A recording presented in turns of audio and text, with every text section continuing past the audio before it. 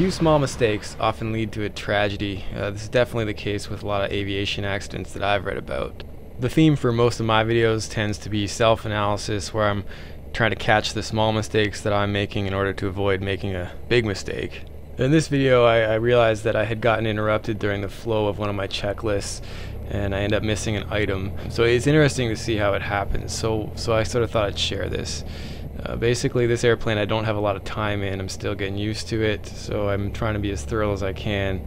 We're gonna watch me do the run up here. So mixture goes rich, power goes to 2000 RPM, and with this plane occasionally there's a hesitation when we're adding power. I'm still trying to work out exactly what causes it, but it seems to happen around 1300 RPM. It doesn't happen all the time, but it happens today, and that's kind of what distracts me. So I noticed it just then when I was adding power. I'll show it again here.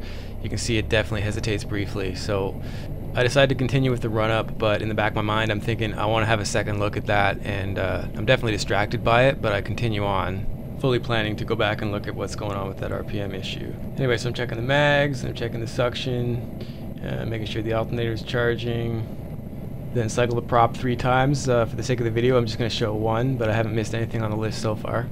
Then it's mixture check, carb heat hot, slow idle check, and power comes back up. At this point, I'm reminded of a check that my instructor taught me about checking the governor, which is pretty cool. You set the power to 2000 RPM with the prop full fine, then you pull the governor back to 19, and then you try to add power with the throttle, and theoretically, if the governor is working, the power should stay at 19. Alright, that was the governor check. She's working. I really need to write that one into my checklist, because by fitting it in there I actually forgot to go carb heat cold, but at least I catch it. The only thing I didn't like was a slight hesitation when I initially went up to 2000 RPM. So I'm trying to, there it is, hesitation when you add power. That's because the carb heat was hot. I'd had a previous experience where carb heat hot had caused this problem. Try it again. Still a little bit, still doing it slightly.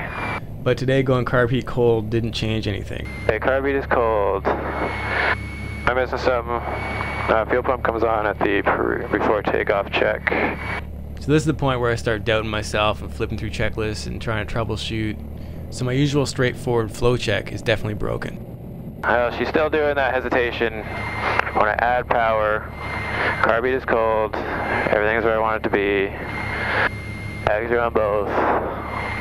Armor's in and locked. The hesitation shows up pretty well in the footage, and it actually shakes the GoPro when it happens, and I'm applying the throttle smoothly. It hesitates at 1300 RPM, only slightly. I'm gonna believe that's just a quirk with the damn plane, because this has been an issue for a while. So this is the point where I've basically finished troubleshooting. I'm satisfied with the issue, but I am a little flustered. My flow is a little bit broken, and I'm about to get to the pre-takeoff check. So watch how sloppy I am with that one. I start mumbling things because I've been looking at lists out of order, and the fuel pump is the thing we want to watch because that's what I'm going to forget. A good friend of mine talks about the reset button. Obviously with flying there's a lot of times where you simply can't, press reset and stop and go back to figure out where things have gone wrong. But on the ground, before takeoff, there is no excuse not to stop. Realize that I might not be on top of my game, go right back to the beginning of a checklist and get back on top of it. So that's what I should have done, but it's kind of funny to watch how I mumble things. I even say fuel pump to myself, but I miss it. Another habit that I'm really trying to be consistent with is touching things while I'm working through my checklist, not just saying things out loud, because sometimes you can mechanically say something and still miss the fact that it's not in the configuration you want it to be in.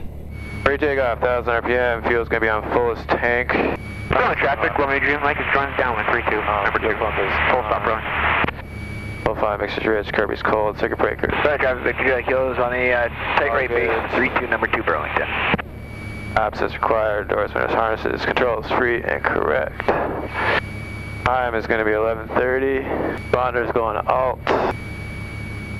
Takeoff briefing. We're going to hope we don't get an engine failure. If we do, we're going straight ahead up until 1,000 feet. So I got a little better with the second half of that list, but I still didn't check my flight instruments one last time.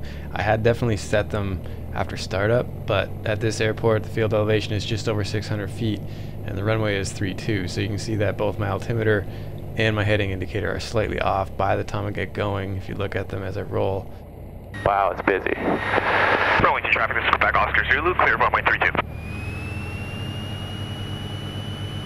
Okay, so there's one about to turn base. One on short final. Alright, so I just cut about a minute worth of waiting just for some traffic. And you'll see that little hesitation at 1300 RPM just as I'm adding power here. And running traffic, Oscar Charlie Hotel is taxiing position runway 32 for an immediate departure to the northwest. Burlington. I'm rolling down the runway for takeoff without the fuel pump on. Going to traffic, this is back Oscar Zulu, crossing runway 2709. Airspeed's alive, RPM is good, engine pressure, temperature, everything is green, fuel pressure's good, we're taking off, here we go. But I had at least checked fuel pressure for the takeoff roll, so it's not a total fail, but not awesome to take off without the fuel pump on. But at least I noticed it a few minutes later when I did my cruise check. Alright, everything looks good. Engine's good, heading's good. Switches are where I want them. Although I think I took off with the fuel pump off. That's not awesome, just realizing that. Your Foxtrot Tango, you're by the traffic now. Contact you on the center on 133.4. And 133.4. Check how I missed that. So once again, having the GoPros is extremely handy for me to be able to go back and see these little glitches and errors and try to fix them. Any positive feedback is welcome. And I'd appreciate any tips from Piper guys as far as fuel pump management and the various phases of flight. Obviously you want to use it for takeoff, but I know there's various debates on when to use it in flight, so I'm curious to hear what you guys think about that. Anyway, as usual, I'm a private pilot doing my best to try to stay current. These videos are for my self-analysis purposes. I'm not an instructor. Happy to help out and share. For more virtual ride-along videos like this, please subscribe and keep on keeping your flight chops sharp, guys.